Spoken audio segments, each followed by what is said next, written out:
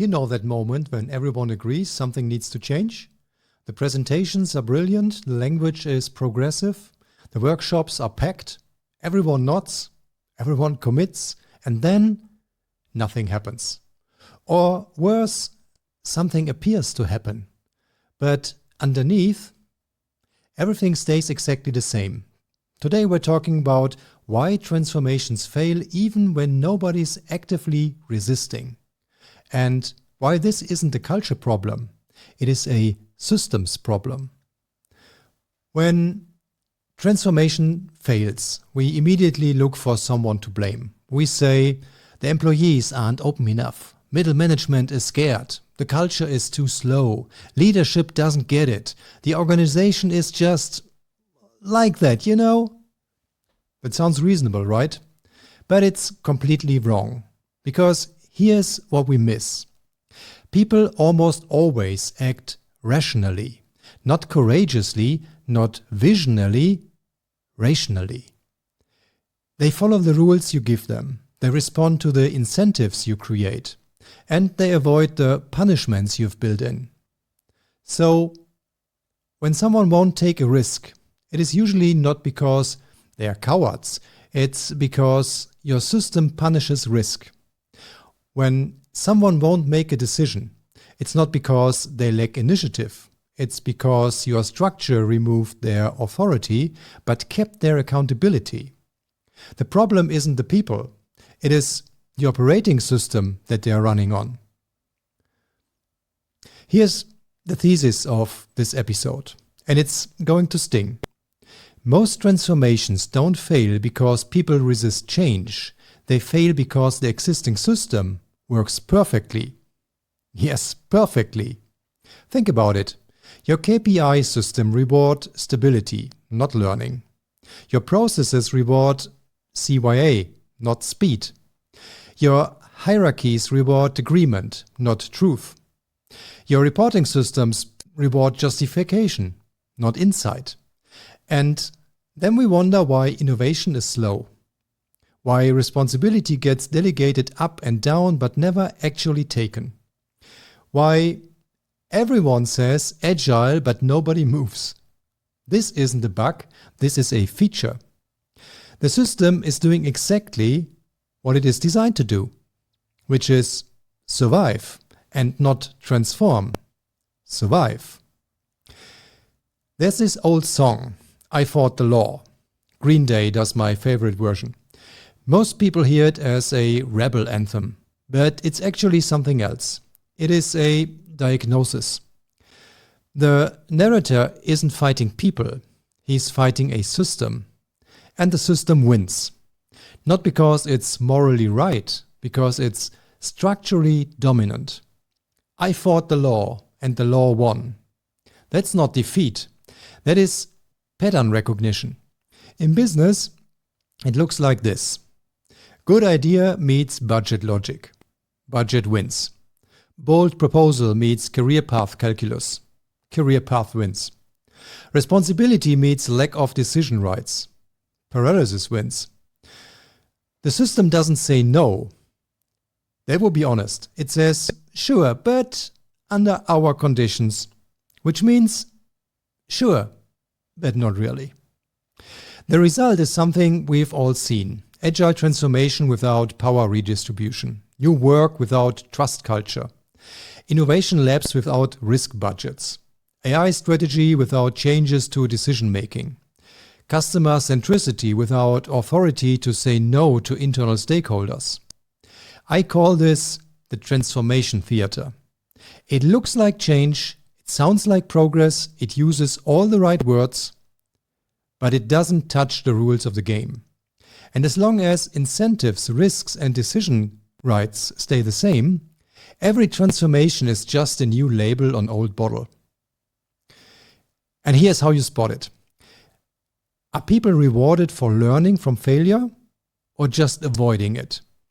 Can teams actually kill projects that aren't working? Or do they have to pretend they are working until the budget runs out? Do you measure what matters or what's easy to measure?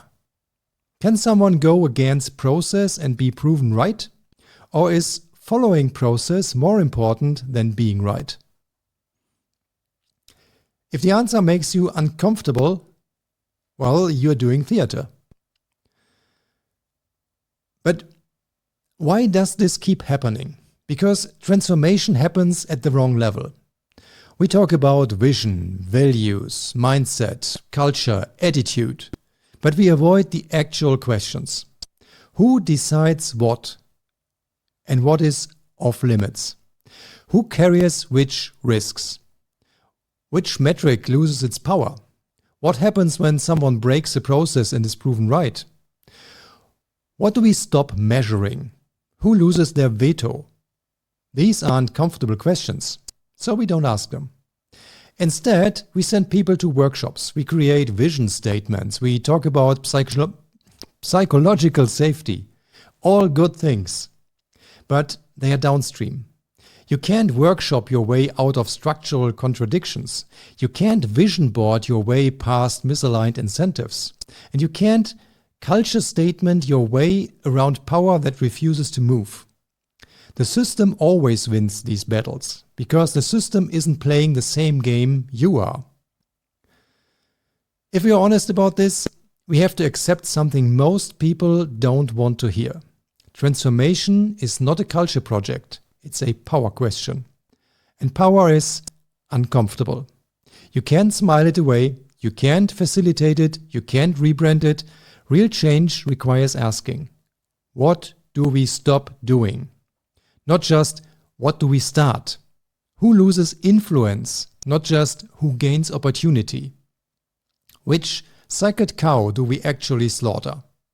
Not just, which ones do we talk about questioning? What gets unmeasured? Not just, what new thing to track? These questions reveal something critical. Every system that resists transformation is actually perfectly optimized for something. Maybe it's optimized for political stability, maybe for risk avoidance, maybe for legacy revenue, maybe for control. But it is optimized, and that's why it resists, because from its perspective, it is not broken, it is winning. Here's what really happens in most transformations. Phase 1. We identify a problem. Good so far. Phase 2. We create a solution that addresses the symptoms. Still okay. Phase 3.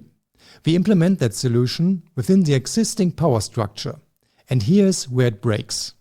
Because the existing power structure is usually why the problem exists. You can't solve a structural problem with a programmatic solution. You can't fix a power problem with a process improvement.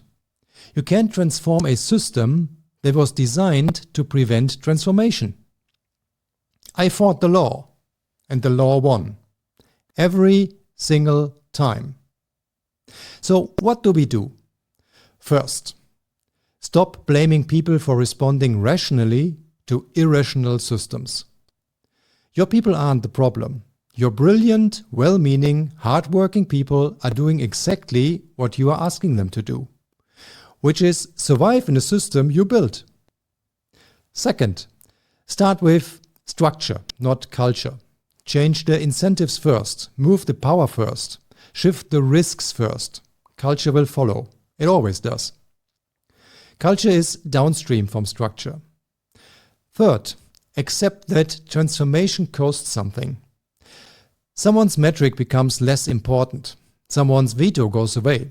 Someone's comfortable position becomes uncomfortable.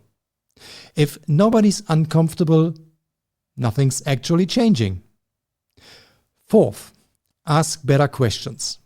Don't ask, how do we get buy-in? Instead ask, what are we optimized for that we need to stop being optimized for? That's a tricky one. What are we optimized for that we need to stop being optimized for? Think about that. It is important. Don't ask, how do we change the culture? Ask, what are the 3 incentives we need to kill? Or 4 or 5, but 3 mostly works best. Don't ask, how do we get people to embrace change? Instead ask, What systemic barrier makes change irrational right now? So next time you hear, people aren't pulling their weight, the organization isn't ready, we need to work on culture first, ask a different question. What is this system so successfully doing that it survives every attempt to change it?